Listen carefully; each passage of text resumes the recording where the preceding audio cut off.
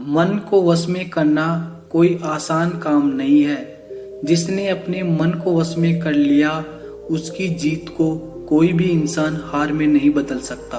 अर्थात मन को वश में करने का नाम ही आत्म संयम है, जिसका अर्थ है अपने आप को वश में करना, अर्थात मन, वचन और कर्म पर अधिकार प्राप्त करना, ताकि शरीर से कोई अशुभ कार्य न होने पाए, जिससे कोई अपशब्द न निकले और मन में कभी अशुभ विचार न उठने पाए। यदि मनुष्य अपनी इंद्रियों का प्रयोग उचित ढंग से करता है तो ही वह मनुष्य कहलाने का अधिकार रखता है।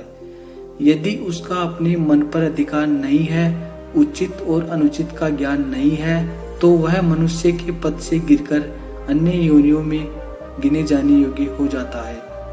महात्मा बुद्ध कहते हैं कि हम जैसा सोचते हैं वैसा ही बन जाते हैं। वास्तव में यह विचार नहीं अपितु विचारों का संसार है। हमारी सोच और विचारों का प्रभाव हमारे मन पर गहरा असर छोड़ता है।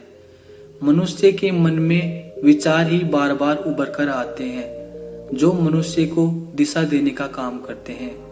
विचार ही मस्तिष्क को गति प्रदान करते हैं और गलत विचार क्रोध की ओर ले जाने को विवश करते हैं। यह हमारी भूल है कि हम सोचते हैं कि वचनों की कोई शक्ति नहीं है। संसार में जो भी हुआ, जो भी हो रहा है और जो भी होगा, सब हमारे कर्म के प्रभाव से हुआ है। और जो हो सकता है और आगे जो होगा, वह कर्म की शक्ति से होता है, वह विचारों की शक्ति होती है। यदि हमारे अंदर आत्म संयम नहीं है तो आत्मिकता का धन हमारे हाथ नहीं आ सकता। हम इंद्रियों के जाल में फंसकर पहले तो निर्मल होंगे, फिर अपमानित होते हुए पहले अपना अनिष्ट करेंगे और फिर किसी और का अनिष्ट करेंगे। यह सच है कि जो लोग दूसरों के लिए सोचते हैं, उनका मन विश्वासपूर्ण विचारों का स्रोत है। इसलिए यदि बुराई से बचना हो तो अपनी दिशा को भलाई की ओर मोड़ देना चाहिए। वास्तव में यदि आप जीतना ही चाहते हैं तो सबसे पहले आत्म संयम की आदत डाल लो, क्योंकि संयम का अर्थ ही है अपनी बिखरी हुई शक्तियों को निश्चित दिशा देना। मान लीजिए जिस कार्य को नहीं करना है और जब उसे ही करने के लिए मन आकर्षित करता है तो आप उसे प्रयास पूर्वक रोकने के लिए मन बना ले। उसे ही आत्म संयम कहते हैं। संयम का अर्थ है जब आकृति आकर्षणों की ओर जाने के लिए हमारा मन आसानी से रुक जाए। मन को वश में करने का नाम ही आत्म संयम है। मनुष्य को मिली हुई शक्तियों को निश्चित दिशा देना संयम कहलाता है। तो आइए दोस्तों, जानते हैं मन को नियंत्रित कैसे किया जाता है, महात्मा बुद्ध की एक छोटी सी कहानी के माध्यम से। आप इस कहानी में खो जाएं, उससे पहले हमारे चैनल को सब्सक्राइब जरूर कर लें, ताकि ऐसी ही प्रेरणादायक कहानियों से आप वंचित न रह जाएं। एक बार महात्मा बुद्ध किसी नगर से गुजर रहे थे। बुद्ध की नजर एक कपड़े के व्यापारी पर पड़ी, जो दुखी और निराश दिखाई दे रहा था। बुद्ध चलकर उनके पास गए और पूछा कि हे युवक, तुम इतने उदास और दुखी क्यों हो? अगर तुम मुझे अपनी चिंता के बारे में बताओगे तो मैं तुम्हारी कुछ मदद कर सकता हूँ। कपड़े के व्यापारी ने बुद्ध को प्रणाम किया और उनको अंदर बुलाया। उस व्यापारी ने कहा कि जब से मेरी पत्नी की मृत्यु हुई है, तब से मेरे घर पर मेरे छोटे बेटे की देखभाल करने वाला कोई नहीं है, इसलिए मैं हमेशा इसको अपनी दुकान पर लेकर आ जाता हूँ। लेकिन मेरी दुकान पर आने वाले हर ग्राहक की पगड़ी को ये उछालकर फेंक देता है, कभी कभी उनका झोला उठाकर बाहर फेंक देता है। मैंने इसको बहुत समझाया, डांटा, फटकारा, लेकिन यह नहीं समझा।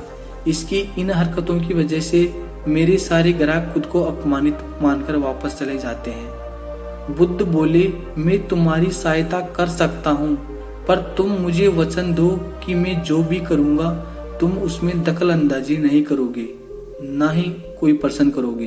व्यापारी बुद्ध को वचन देता है। अगले दिन बुद्ध एक पगड़ी पहनकर आए और एक ग्राहक की तरह आकर बैठ गए। व्यापारी का बेटा आया और बुद्ध की पगड़ी को उछालकर फेंक दिया। महात्मा बुद्ध मुस्कुराए और कहा, बहुत अच्छा, जाओ उस पगड़ी को वापस लेकर आओ वह बच्चा दौड़कर गया और पगड़ी लाकर बुद्ध को दे दी। अगले दिन बुद्ध एक कुल्हाड़ी और एक लकड़ी लेकर आए। उस लड़के ने फिर से उस पगड़ी को उछाल दी। बुद्ध ने उस लड़के को कुल्हाड़ी और लकड़ी दे दी और कहा, जाओ इस लकड़ी को काटो।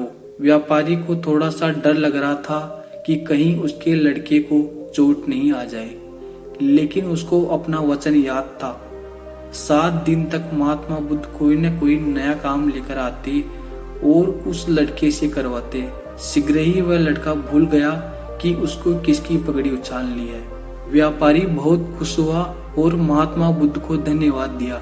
मुझे पता है कि इस कहानी का और मन के वश में करने का कोई विशेष संबंध नहीं है, लेकिन पहले आप इस तर्क को समझ लीजिए। अगर हम अपने मन को अपने हिसाब से काम नहीं करवाएंगे तो मन अपने हिसाब से काम करेगा। मन वश में हो सकता है यदि मन को हम अपने अनुसार चलाएं। मन 2 तरीकों से वश में किया जा सकता है।